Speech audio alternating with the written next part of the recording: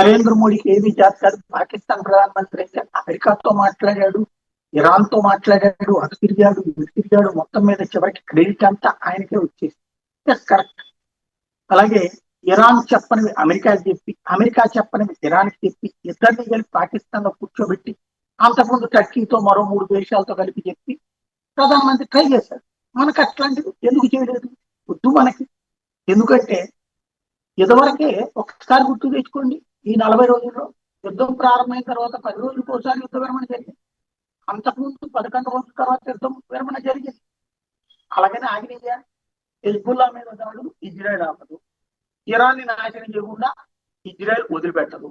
అట్లాగే అక్కడ Hormuz జలసంధిని జరగనివ్వకుండా America వదిలిపెట్టదు, Hormuz జలసంధిని Iran వదిలిపెట్టదు.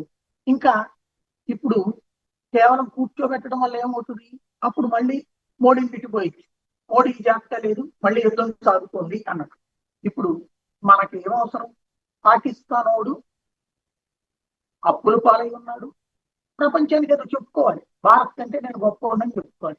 చెప్పుకొని నష్టమేం లేదు. మనమైతే ఆ దరిద్రంలో ఆ కుప్పలో దూరి